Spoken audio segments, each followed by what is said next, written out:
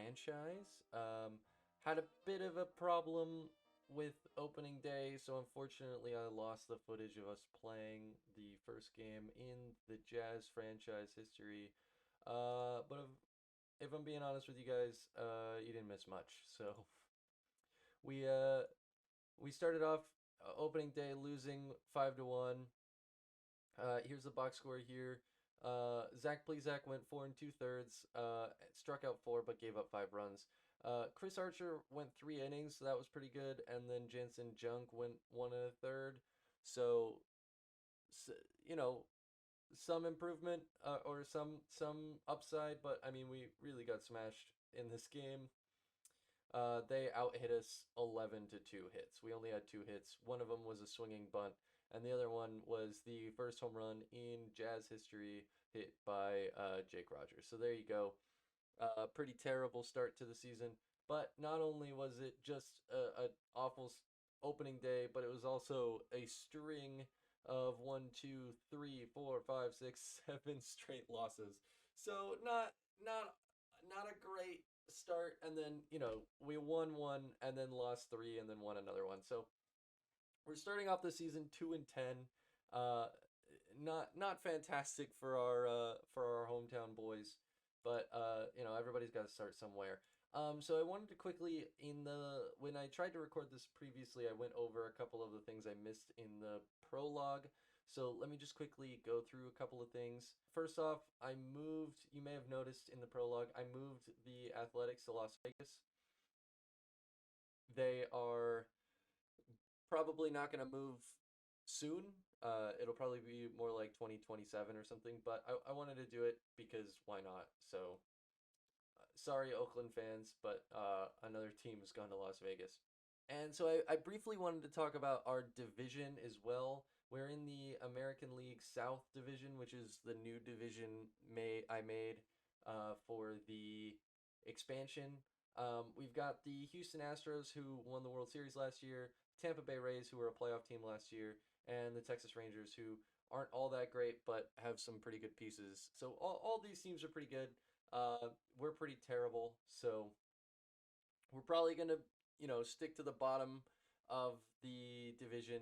I also neglected to mention that Jed Lowry is on our team, and he is out for at least 2 months with a severe hip strain. So there you go. He might come up, but probably not. So we've got the draft pool has been announced. I believe this is built on like actual possible draftees. So Dylan Cruz, I'm pretty sure, is a real person. Uh, People are pretty high on him. He's got a really good bat. He can play the corner outfield. We'll probably have an early pick, so one of these guys will probably be a Jazz member, but it's probably not too worth looking at it right now since we don't have the draft for a while. So if you're interested, there you go. This is all of the guys, but we'll take a closer look when we get to the draft. And we had another issue. So we lost that game, uh, uh, unsurprisingly, to the Rays. But it was 1-0, so that's at least something. And now we're gonna try and play this game against the Rays, the second game. So we can take a look at the matchups in this game. We have Adrian Sampson pitching for us. He's got a 6.3 ERA in 2 games so far. He's going up against Zach Eflin, who's got a 1.32 ERA in 2 games. So he's looking pretty good for them. Our lineup today is going to look like this. We've got Brett Phillips in center field leading us off with Pavin Smith at first. Then Oscar Gonzalez, Mikey Skremski, Evan Longoria. And then you got Taylor Walls playing second, Luke Raley slotting in left field, Dubon at shortstop, and Jake Rogers catching for us. So nobody's really hitting all that great. As you can see, our best hitter is either Pavin Smith or Dubon, but both aren't having that great of a season. Luke Raley is hitting pretty well, so maybe he start convincing Guillen that he should be in the starting lineup. But let's give this a go. All right, so here we go. We're going to be the away team this game. So we are in the Trop, and Brett Phillips will lead us off. We're going to do a little tour around the ballpark. This is a new thing that OOTP 24 is doing. It's kind of kind of funky, but whatever. It's fun. So a 1-2 pitch to Phillips. He's going to start the game off with a base hit. There it is. So finally getting on base. That's good to see. That might spark some new stuff. Um, the new rules I think are implemented in this. I'm not exactly sure how. And as Phillips takes off his steal second to make it a man on second with no outs. Yeah, I'm not exactly sure how they would do a pitch count or anything like that. So uh, it's something along there as Smith flies out for the first out, but Phillips will advance. So now we've got one out with a man on third. As Oscar Gonzalez steps up to the plate, he's going to swing at the first pitch he sees, and he'll pop it up to first base for out number 2. So, almost looked like a good inning, but now it's pretty probable we won't score this run. Here comes Yaz. He's got a 3-0 count. He'll walk. So now we got 2 men on with 2 outs in the first inning. Here comes Evan Longoria coming back to the Trop. Can he do what he used to do? 2-0 pitch. He lines it into center for a base hit. And the Jazz go up 1-0 here in the first inning against the Rays. So now Taylor Walls will step in against his former team as well. 1-2 pitch to Walls. He'll strike out. So not a whole lot of offense, but that's better than what we've been seeing. We got shut out last game, so 1 run is better than none. Adrian Sampson's going to be on the mound for us. He'll be up against Randy Arozarena to start us off here. And it looks like Arozarena is going to be swinging at the first pitch. And he's going to hit it into left field. Easy pickings. 1 away. Up next is Yandy Diaz. He's going to take a 1-1 pitch, and Walls will scoop that up and make the play. I'm not sure, as Wander Franco steps in, 0-1 pitch. I'm not sure how they would implement the new rule changes. Like I was saying, the pitch clock is probably hard to implement. The stealing is probably hard to implement. But I've been really enjoying watching baseball this season because of those changes. And so, I don't know. I hope you are too. Dubon is our best hitter so far, as he will put another base hit on the board. Jake Rogers will step in, 2-1 pitch. Tries to pick him off, and Dubon takes off. And he's going to be standing on second. So, again, we've got a runner in scoring position. So, 2 outs now. Here comes Brett Phillips. He got a base hit earlier in the game, and he'll walk on a full count. So, Pavin Smith steps up. Can he deliver another run? Hits it to the first baseman? No. So, still got some offense going. That's a good sign. So Nick Ahmed, the AI did a bunch of trades. I think probably because we did a expansion draft, the AI had to fill some guys. So like Mike Brusso is a guy on the Rays that got picked off by the Stars in the expansion draft. So I'm sure teams went and made trades like that. Like I think the Twins picked up Zach Gallen, which is a crazy pick up for them. The Diamondbacks just kind of traded off all their guys. And we're into the top of the 5th now. Jake Rogers will step up against Zach Eflin. He's going to hit it up the middle for a base hit. I'm loving this. I'm loving getting to see our guys get on base. That's what we want to see. So nothing going in the top of the 5th for us. We will go into the 5th now, into the bottom of the 5th with Manuel Margot leading off for the Rays. He'll swing through a fastball for strike 3. Here comes Brujan, and Sampson walks him. So we've pretty consistently had a Ray on base every inning, whether it be a hit or a walk. But so far, not too bad. Brujan takes off for second, and Rogers blows him out of the water. Nothing going for the Rays in the bottom of the 5th. Up now is Yaz. A full count to Yaz. He will hit it up the middle for another base hit. Oh my gosh, you guys. What is this? 5 hits in 1 game? That's incredible. Evan Longoria will step up now. A 2-2 pitch to him. He's going to ground into a double play, it looks like. Okay, so I got too excited. Randy Arozarena coming up against Sampson in the bottom of the 6th here. Full count. and he'll walk him. So I wouldn't be surprised if, yeah, there we go. So Jansen Junk is going to come in. That'll be the end of the day for Samson, but pitched pretty well. Only gave up 3 hits. So here's Jansen, 1-0 pitch. Randy Arozarena takes off, and Rogers can't get the second guy. So now they've got a man in scoring position, and Brandon Lowe steps up, a 1-0 pitch to Brandon Lowe. He'll hit a line drive into right field. That's going to get down. The throw home is not in time. So the Rays are able to tie it up in the bottom of the 6th here off of a base hit from Lowe, and that'll do it for Jansen Junk. In comes John Brebbia to try to finish off the 6th. It's a 3-2 count here. Line drive through the infield. That's going to put a man on first and third now with 2 outs. With Margot up, a 1-1 pitch to Margot. He's going to hit it into center field. Phillips should be able to make that play and get us out of this. Okay, good. So the Rays do get a run back and tie up the game as Jalen Beeks will take over, but we're still 1-1. Both teams have 5 hits. That's a line drive through for Dubon, so he continues to hit well for us. Tom Murphy will take over. He's going to be pitch hitting for who was leading off? I guess that's Phillips, Brett Phillips. So not sure exactly why that's happening. Tom Phillips, he's going to swing through a fastball for out number 2. And Rob Refschneider is also coming into the game for Pavin Smith. A pickoff move is going to move Dubon over to second. So man in scoring position with 2 outs. 1-0 pitch. Oh, a diving play, but he can't come up with it. So Refschneider gets on base. Now we have first and third with 2 away. And Oscar Gonzalez will step in. 0-2 pitch to him. He will strike out. So we're making stuff happen this game. We're making stuff happen.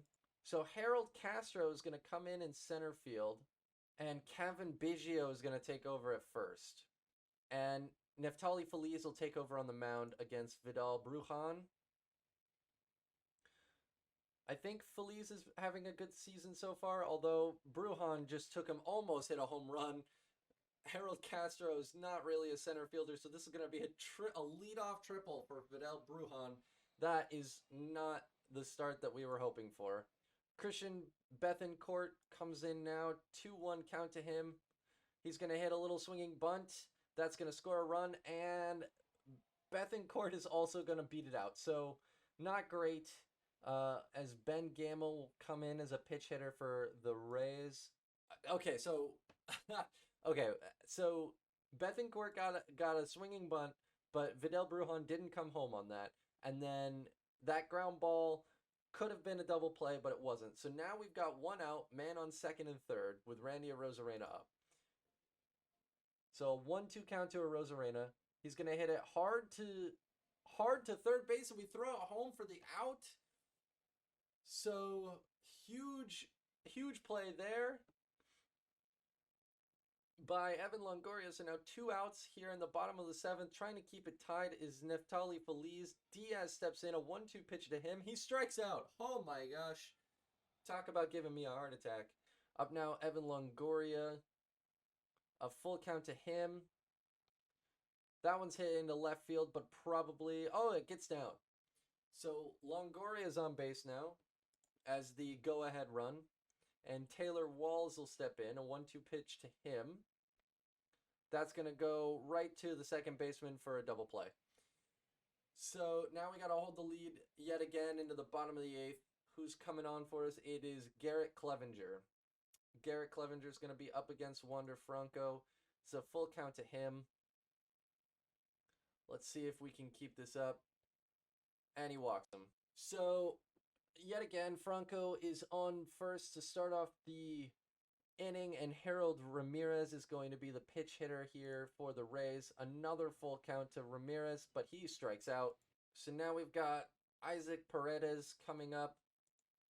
2-2 pitch with 1 out, and he strikes out as well. Good on you, Clevenger. And one more 2-2 count. Gets him swinging. So, we're going into the top of the 9th. We're tied 1-1 here. So 2 outs now for Jake Rogers. 1-2 pitch to him. and he's going to strike out. So if we're winning this game, it's going into extras. Aaron Bummer is going to come on the mound for us against Vidal Brujan. 3-0 pitch to him. And as we could have expected, he's going to walk him. So now a speedy winning run is on first base here. Oh, no, he doesn't take off. Okay, so fly ball to left field. That is out number 1. Ben Gamel will step up. 0-2 pitch to Ben Gamel. That's a ground ball to second base, but no play. Oh, he does get the out at first. Okay, so 2 outs now. 1-2 pitch to Arozarena with a man on second. That's hit to shortstop. Dubon gobbles it up, throws it over to first, and we're going to extras. This has got to be the best I've seen this team play this season so far. So Jake Rogers is going to start on second. If you don't know, this is a regular season rule. The last out starts on second in the extra innings. So Harold Castro is going to lead us off. 1-0 pitch to him. Hard hit to second base. That'll advance the runner. As long as we put the ball in play, we'll have a good chance at scoring a run here. Kevin Biggio steps up now with 1 away and a man on third. 2-0 pitch. Skies it into the infield. If he could have gotten that into the outfield, that would have scored us a run. But either way, there's 2 outs now. We're going to need a base hit. Oscar Gonzalez steps up. A 3-2 pitch to him. And he watches strike 3. So going into the bottom of the 10th now. Randy Arozarena will start off at second base. And we got Chris Archer coming in to pitch for us. 1-2 pitch to Yandy Diaz. That is hit into the gap in the right field, and that's going to do it. We're able to put up a bit of a battle, but eventually we fall 2-1 to the Rays. But honestly, that's the best game I've seen the Jazz play so far. So pretty good pitching from everybody. Samson goes 5 innings, gives up 3 hits and 1 earned run. That's not bad at all. Jansen Junk goes gets a blown save, goes 2/3 of an inning, gives up a hit. And then Brevia, Feliz, Clevenger, and Bummer all pitched really well for us going into the end of that game. But then Archer came on, gave up 1 hit, and that was it. Hitting wise, we had lots of guys come in and hit for us. 8 hits is pretty good. We only had the 1 RBI, so eventually we'll score runs, but at least we're getting hits now. So I think that'll probably do it for this episode. Next episode. So the way I'll probably do this is going like 1 month at a time. So next episode we'll probably go into May and watch a game. Maybe against the Yankees, we could watch our butts get kicked there, or maybe against Houston because they're a division rival, or maybe against the Red Sox. I don't know. Well, I'll decide. I'll decide, and then you'll find out when we get there. But otherwise, we'll take a quick look at the lineup so far. Dubon is hitting 347 with a 347 on base percentage, so he hasn't walked yet this season. But that's okay. That's pretty good for us. Tom Murphy's hitting 294 with a 368 on base percentage. That's pretty good. So, we've got a couple of guys hitting pretty well. Kevin Biggio. Tom Murphy and Kevin Biggio aren't in the starting lineup, and neither is Luke Raley. So, interesting that those 3 guys are hitting best for us. Meanwhile, we've got Yaz and Brett Phillips and Evan Longoria and Oscar Gonzalez, all guys that we were hoping to see some real production out of this season, not hitting all that well. Oscar Gonzalez does have 2 home runs, as does Luke Raley, so that's good. But, nothing to be all that excited about so far in this one. Pitching-wise, I think this is looking a little bit better for us, honestly. Our bullpen is looking really strong with Chris Archer, Brad Peacock. All these guys have an above-average ERA+. ERA+ is like an attempt at like comparing the pitcher to the rest of the league. So 100 is average. So for example, Chris Archer is 3% better than the average pitcher so far this season. Whereas, you got guys like John Brebbia and Aaron Bummer getting up in 400, 500. That's fantastic. Obviously, they've only got 12 and 8 innings respectively, so that's probably going to come down to earth once they start sucking. But obviously, our real problem is starting pitching. All five of our starting pitchers are the bottom of the barrel here, except for Keegan Akin. Keegan Akin continues to pitch pretty well. He's got a 2.51 ERA, which is good for a 3.139 ERA plus. His FIP is 357. So if he can keep that up, oh, I'm sorry, it's 425.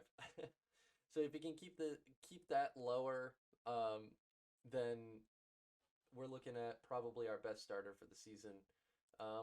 But otherwise, I will see you guys in May, and we might end up making some moves, possibly bringing in a different outfielder. But anyway, drop a like, subscribe, all that fun YouTube stuff, and until next time, thanks so much for watching.